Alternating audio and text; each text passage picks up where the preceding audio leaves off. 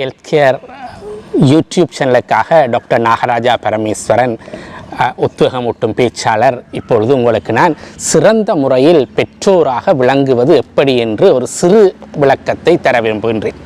உண்மையில் கலீல் கிப்ரான் என்கின்ற கவிஞன் சொல்லுவான், உங்கள் குழந்தைகள் அல்ல, அவர்கள் உங்கள் மூலமாக இந்த பூமிக்கு வந்தவர்கள். உண்மையில் நாங்கள் என்ன செய்கின்றோம் என்றால், எங்களது ஆசைகள், எங்களது கனவுகள், எங்களது எதிர்பார்ப்புகள் நிறைவேறாதவற்றை எல்லாம் எங்களது பிள்ளைகள் மீது திணித்து அவர்களை நாங்கள் விரும்பியவற்றை அடைய செய்ய பார்க்கிறோம்.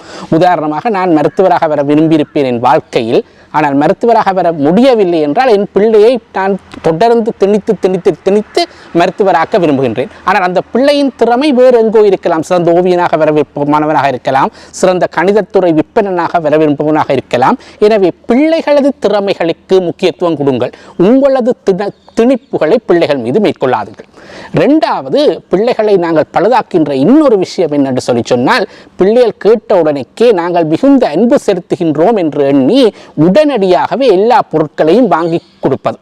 சின்ன பென்சில் கேட்டால் கூட ஒரு பென்சில் இருந்தால் இரண்டாவது பென்சிலை குறைந்தது 2 நாளோ 3 நாளோ தாமதித்து வாங்கி கொடுங்கள். உங்களிடம் அந்த பணம் இருக்கலாம், இருந்தால் கூட தாமதித்து வாங்கி கொடுப்பது சிறந்தது. ஏனென்றால் அந்த பிள்ளைகளுக்கு சிறு வயது முதலே நாங்கள் கேட்டவுடன் எல்லாத்தையும் வாங்கி கொடுக்கும் போது ஒரு கட்டத்தில் சில விடயங்களை எங்களால் வாங்கி கொடுக்க முடியாத விடயங்களை கூட அவர்கள் வாழ்க்கையில் சந்திக்கக்கூடும்.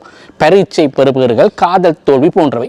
இந்த சந்தர்ப்பங்களை அவர்களால் வாழ்க்கையில் எதிர்கொள்ள முடியாமல் போய்விடும். எனவே எந்த விடயத்தையும் சிறிது பிள்ளைகளுக்கு விளங்கப்படுத்தி சற்று தாமதித்து வாங்கி கொடுக்க முடியுமாக இருந்தால், தேவையான விடயமாக இருந்தால் தாமதித்து வாங்கி கொடுங்கள்.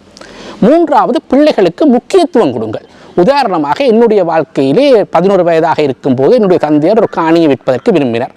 அந்த இடம் தந்தையார் கூப்பிட்டார், பரமேஷ் இங்கே வாங்கோ, நான் ஒரு காணியை விற்க யோசிக்கிறேன், நீங்கள் என்ன நினைக்கிறீங்க? இந்த கேள்வி எனக்கு அந்த நேரத்தில் பெரிய ஒரு சந்தோஷத்தை கொடுத்தது. ஒரு 11 வயதிலேயே என்னை ஒரு முக்கியத்துவமானவராக கருதி என்னுடைய வீட்டு முடிவுகளிலே அவர்கள் கலந்து ஆலோசிக்கின்றார்கள் என்று.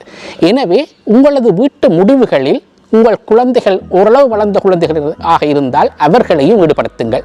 இவை சாதாரணமான சில விடயங்கள். இந்த காணொளியில் இவற்றை கூறியிருக்கிறேன்.